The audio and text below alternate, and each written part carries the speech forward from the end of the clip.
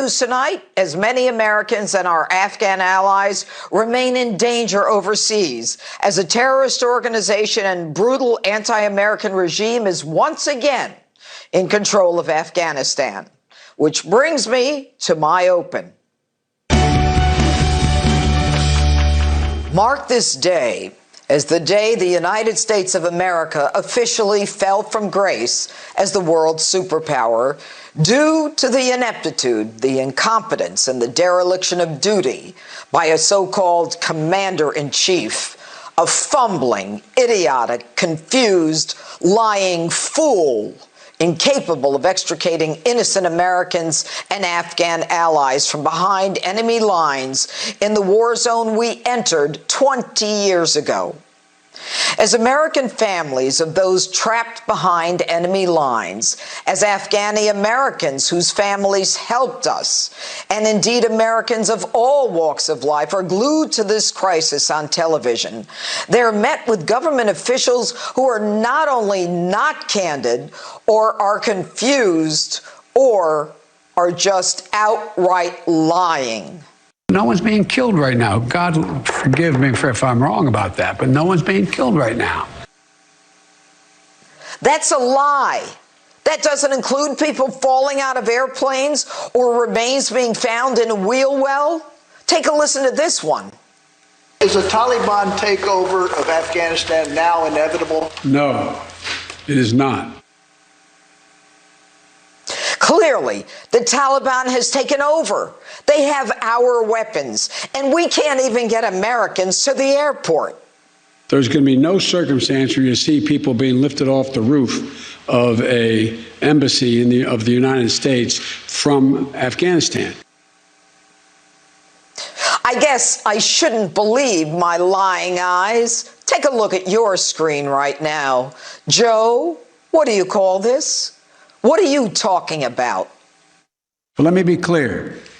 Any American who wants to come home, we will get you home. How do you expect any American in danger overseas to even believe you? One day, you tell us to proceed to the airport, but you cannot provide safe passage to that airport. The next day, Americans are told to simply proceed to the airport anyway.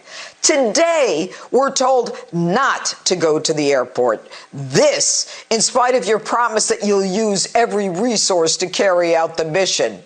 You can't guarantee passage to an airport in a third world country that we've controlled for 20 years.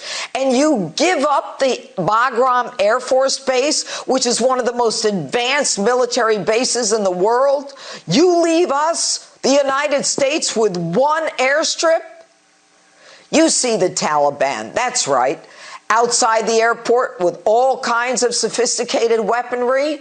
You own that, Joe. You gave it to them.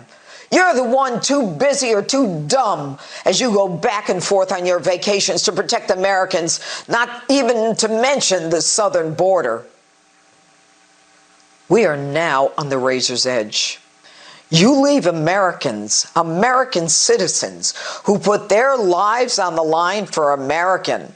Barbarians who shoot women who won't cover their faces, who take young girls as brides, who have daily carnivals to watch the stoning of women and gays to death?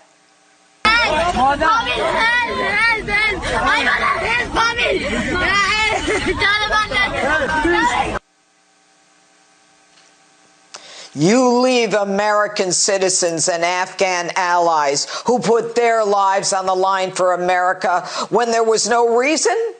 You don't have the slightest idea what you're doing. You are clueless. But more than that, you are dangerous. And you bloviate about how you're being received so well by the international community. You're America's back. Hey, stupid. The UK Parliament condemned the United States, holding Joe Biden in contempt for the debacle in Afghanistan.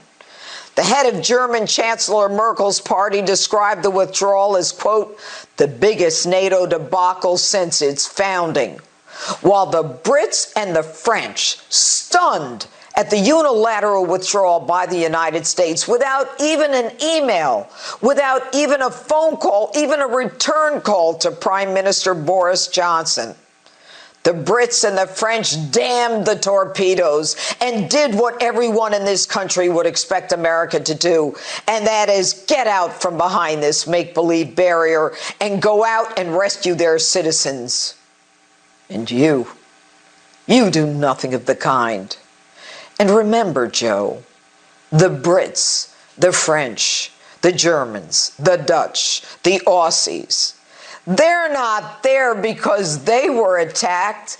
They're there because we were attacked on 9/11. They did this for us, you ungrateful, tone-deaf, taxpayer-funded career politician. And Mr. Cool, do you even give a damn? Or is this all about scooping up millions like your drugged-up son from Russia, the Ukraine, and China? You are so dumb you don't even admit the fear, the chaos, the hysteria, the children shot and beaten, whipped and brutalized, people running from Taliban gunfire. You're too cool to admit that. No, nobody's died. No one's died. Are you watching cartoons all day? You have single-handedly put Americans in danger. You have single-handedly outsourced the protection of Americans to the Taliban. And don't act so stunned. Everyone knew what you and Barack were doing by emptying out Gitmo, even civilians like me 7 years ago. Could it be, Mr. President, he was your excuse to release 5 Taliban terrorists from Gitmo? Those 5 men, the worst of the worst.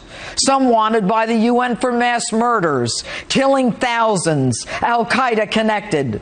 They hate America and everything we stand for.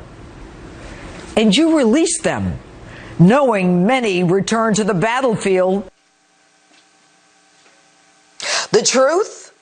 This dirtbag on your screen now, who your friend Obama released for another dirtbag, a deserter by the name of Bo Bergdahl, is now back on the battlefield. But not only back on the battlefield, he's in fact in charge of the Taliban, you fools. We were warned you were inept. We knew in our hearts that you were. You have consistently had the worst foreign policy strategy and diplomatic responses in recent history. The truth is, Mr. President, you should not only be impeached as commander-in-chief, you should be court-martialed. And that's my open. Let me know what you think on my Facebook and Twitter. #Judge Jeanine.